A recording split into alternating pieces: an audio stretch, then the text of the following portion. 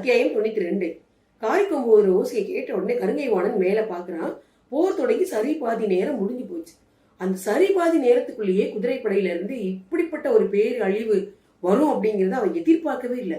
உருமன் கொடிட்டு இருந்து இந்த செய்தியை கேட்ட உடனே இது உண்மையா இருக்குமா, நம்பலாமா, வேண்டாமா அப்படிங்கிற மனக்கலக்கம் அவனுக்கு வந்துட்டே இருக்கும். ஆனா ஒரு மகா சாமந்தரா இருக்கக்கூடிய கருங்கை வாணன் அப்படிலாம் யோசிக்கவே கூடாது. என்ன பண்ணணும்னா அடுத்த கட்ட நடவடிக்கை என்ன அப்படிங்கிறத பத்தி தான் அவன் யோசிக்கணும். அதனால அதை பத்தி சிந்திக்க ஆரம்பிச்சுட்டான். அதே சமயத்துல வில்படை எப்படி இருக்கு அப்படின்னு பார்க்கலாம். குதிரையின் தலைமையில ஒரு வில்படை ரொம்ப வேகமா முன்னேறி போய்கிட்டே இருக்கிறாங்க. அவன் கூட இருக்கிற துடும்பனால எதிர்கொள்ளவே முடியல. அந்த படை வீரர்களை பாக்குறான். எல்லாருமே முன்னோக்கி வந்துகிட்டே இருக்கிறாங்க. நம்மளால முன்னோக்கி போக முடியல அப்படிங்கிற ஒரு சந்தேகம் வருது. எல்லா வீரர்களையும் பாக்குறான். எல்லாருமே மெய்க்கவசம் போட்டிருக்காங்க. பரம்பு வீரர்கள் அத்தனை பேரும் மெய்க்கவசம் போட்டிருக்காங்க. அதனாலதான் அவங்களால முன்னேறி தாக்க முடியுது.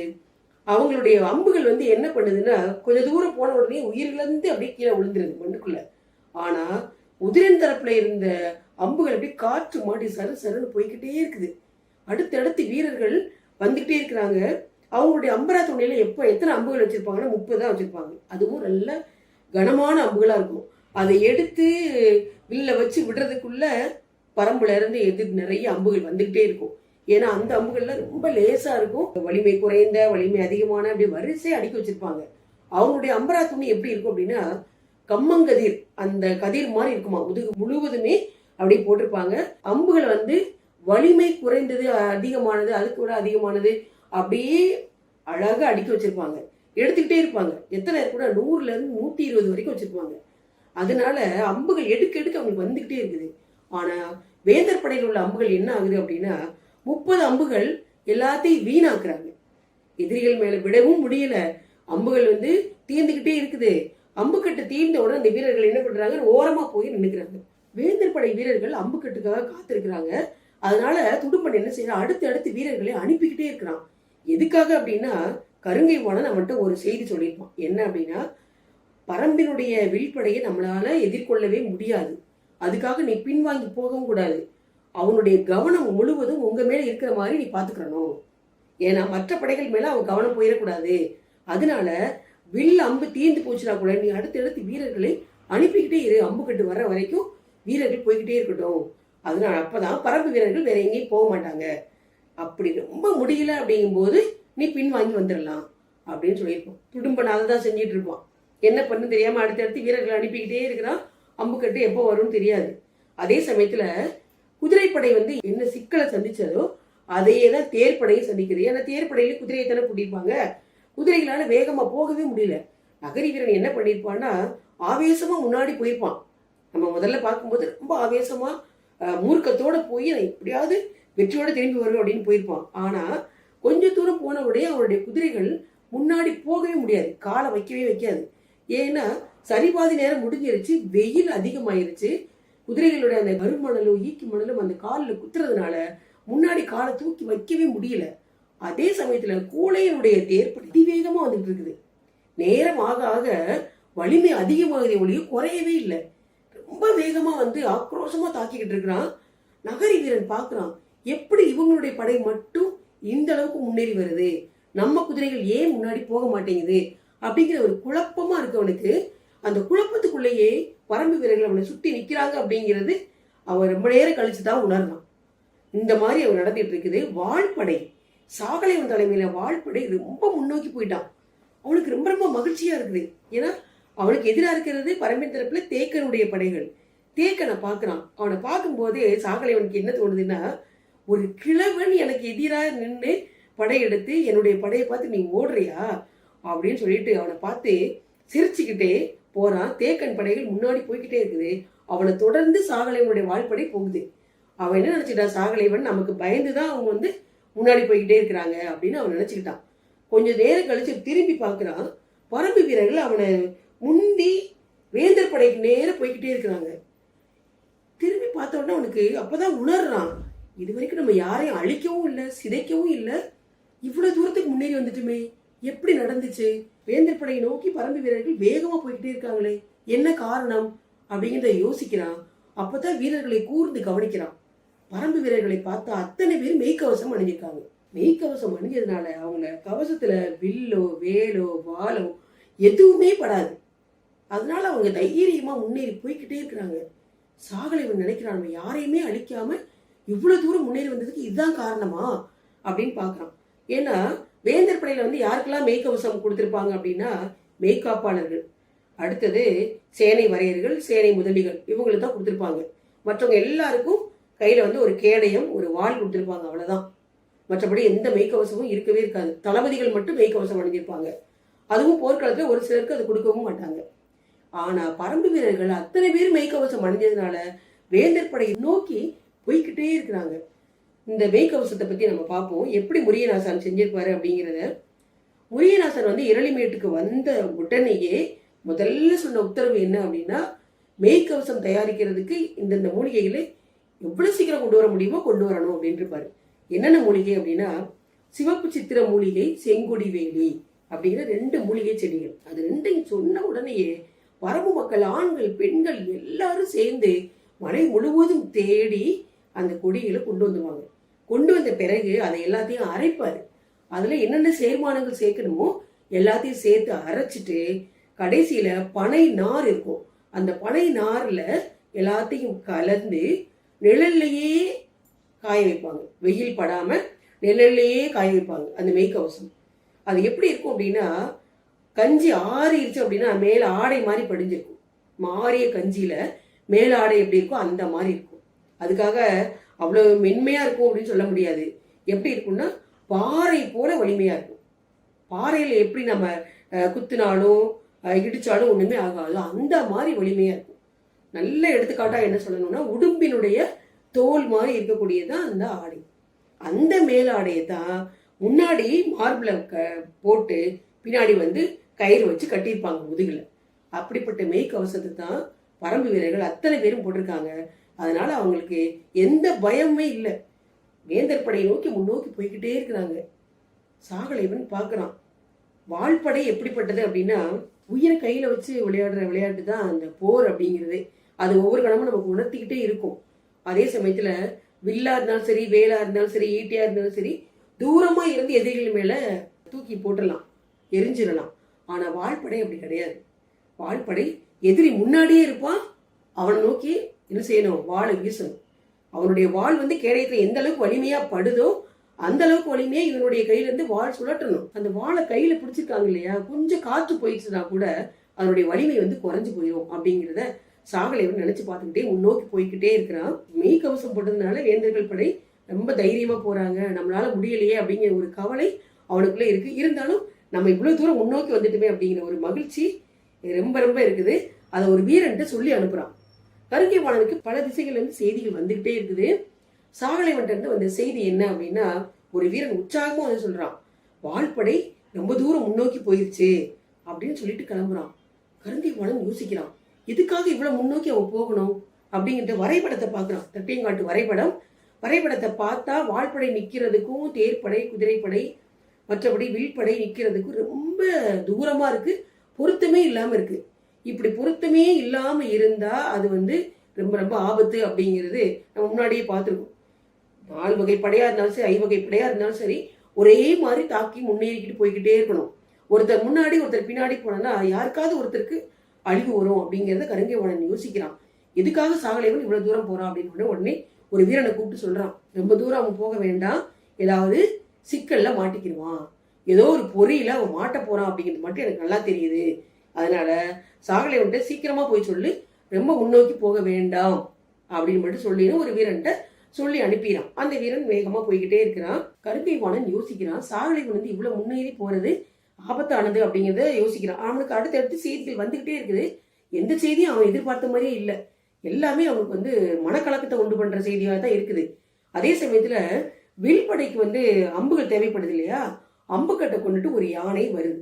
அதுக்கு மேல அம்புக்கட்டுகளை அடுக்கி வச்சிருக்காங்க. பாகன் உட்கார்ந்துருக்கான். அதை சுத்தி 12 வீரர்கள் அணிவகுத்து வந்துட்டே இருக்கிறாங்க. ஏன்னா முதல் நிலைப்படைக்கு தான் அம்புக்கட்டுகள் தேவை. அதனால முதல் நிலைப்படை நோக்கி அந்த யானை வந்துகிட்டே இருக்குது. அதே சமயத்துல தேர்ப்படையை ஓட்டிட்டு வந்த முடியன் என்ன பண்றான், முதல் நிலைப்படையோட நடுக்களத்துல நிக்கிறான். கருங்கை வாணன் பாக்குறான், இவன் எப்படி இங்க வந்தா அப்படிங்கிற ஆச்சரியமா பார்த்துட்டு இருக்கான்.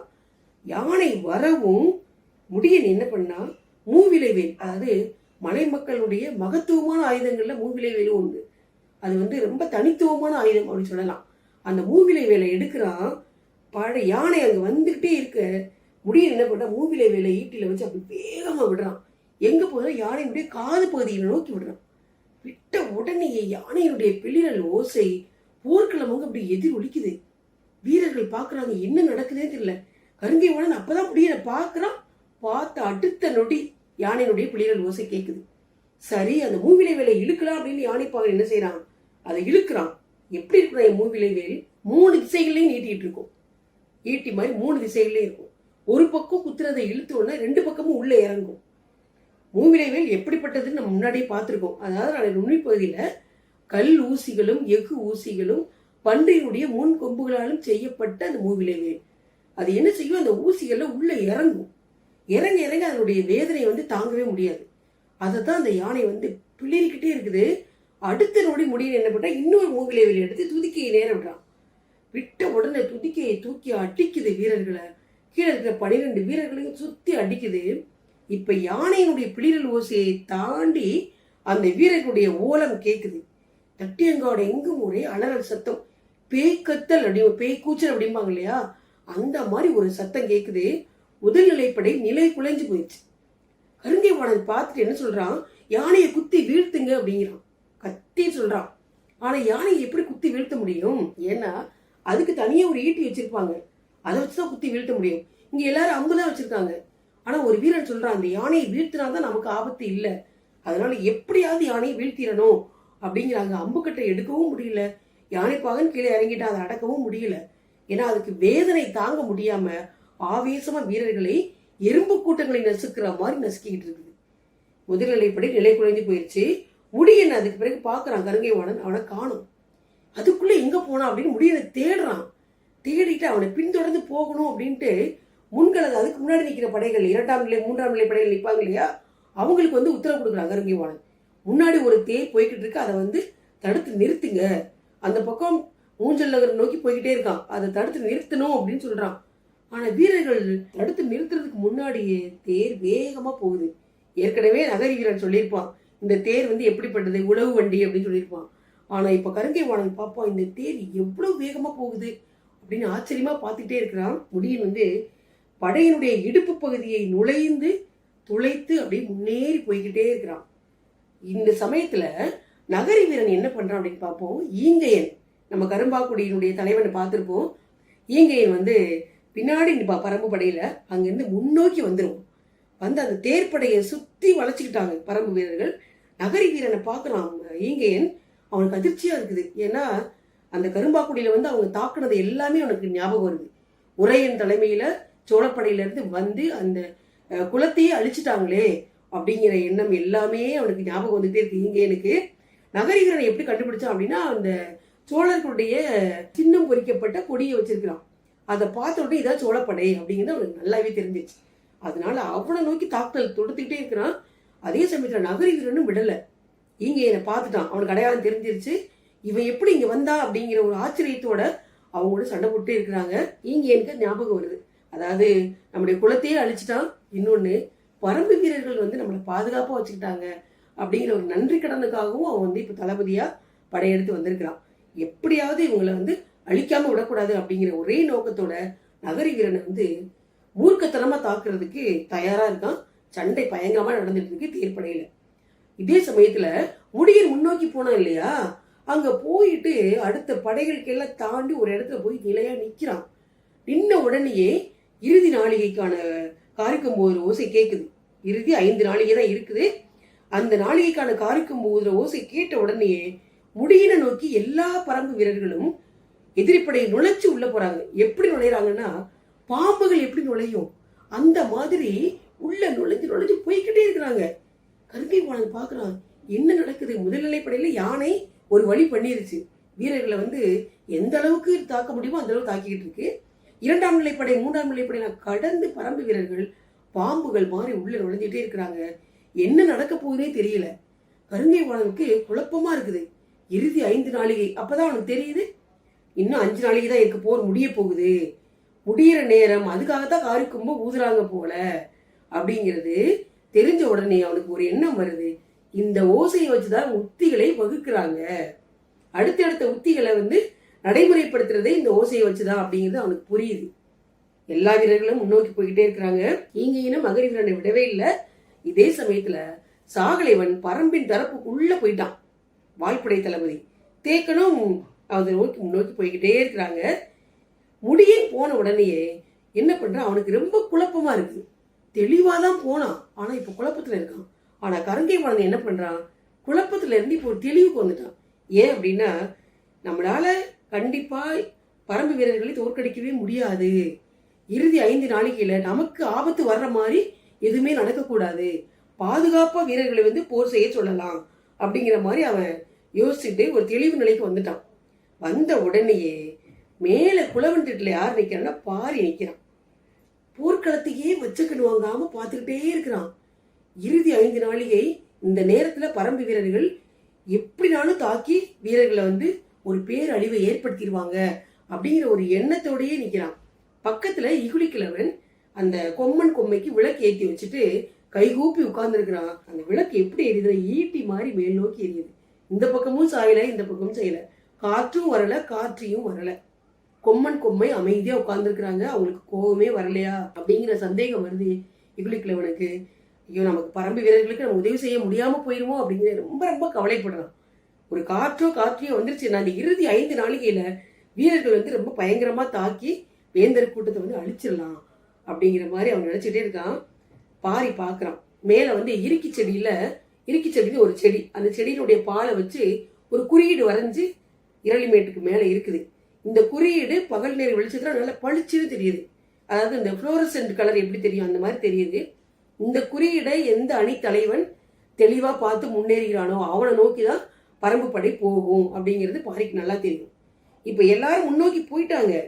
இந்த சமயத்துல காற்றையோ உதவி செஞ்சா கண்டிப்பா நமக்கு வெற்றி வாய்ப்புகள் அதிகமா கிடைக்கும் அப்படின்னு நம்பிக்கிட்டு இருக்கான் பாரி.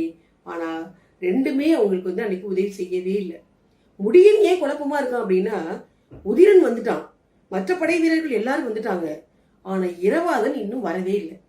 குதிரைப்படை தளபதி இரவாதன் இன்னும் ஏன் சேரல, குதிரைப்படையை வச்சுதான் இவங்களை அழிக்கணும் அப்படின்னு சொல்லியிருப்பாங்க. திட்டமே அதுதான். கடைசி 5 நாளிகையில இரவாதன் குதிரைப்படையோட வரணும், வீரர்களை வேந்தர் படையை அழிக்கணும் அப்படிங்கிற திட்டம். ஆனா அந்த கல்லூரி வேர் இருக்கு இல்லையா, சுருளம்புகளை எந்த காரணத்தை கொண்டும் காற்றையோ வராம பயன்படுத்த கூடாதுன்னு பாரி சொல்லியிருப்பான். ஆனா வீரர்களுக்கு அது நல்லா ஞாபகம் இருக்கும். அதை அவங்க பயன்படுத்தவே இல்லை. மற்றபடி பாரி சொல்ற திட்டப்படிதான் வீரர்கள் செயல்பட்டுட்டே இருக்கிறாங்க. கருங்கை வாணன் நினைக்கிறான், பரம்பு வீரர்களை எண்ணிக்கையை வச்சு மதிப்பிடவே முடியாது அப்படிங்கிற எண்ணம் அவனுக்கு வருது. இரவாதன் ஏன் வரல அப்படிங்கிறத பார்ப்போம். இரவாதன் உருமன் கொடிய விரட்டிக்கிட்டே போனான் இல்லையா, அங்க போனா அந்த வீரர்கள் எல்லாம் சோர்ந்து போயிட்டாங்க. வேந்தர் படை வீரர்கள் எல்லாருமே சோர்ந்து போயிட்டாங்க. ஏன்னா வெப்பம் தாங்க முடியல. கரும் மணல்ல இருந்து புகை வர ஆரம்பிக்குது, வெப்பமான புகை வர ஆரம்பிக்குது. ஈக்கி மணல்லாம் காலில் குத்துது. வீரர்கள் ஒரு மயக்க நிலைக்கு போயிட்டாங்க. தாகம் எடுக்க ஆரம்பிக்குது. அதனால அவங்களால சண்டை போடவே முடியல. இரவாதன் பாக்குறான், பரம்பு வீரர்கள் சோர்வடையவே இல்லை. ஏன் அப்படின்னா, அவங்க கையில மணிக்கட்டுலையும் கழுத்து சுத்தியும் அந்த நீர்வேலி படல்குடின்னு ஒரு செடி, அதை நல்லா சுத்தி கட்டி விட்டுருக்காரு உரியநாசாம். அதனால என்ன பண்றாங்க, தாகம் எடுக்கும் போது அந்த காயை அப்படி கடிச்சு மென்னு சாப்பிடுறாங்க. சாப்பிட்டா அவங்களுக்கு தாகமே இருக்காது.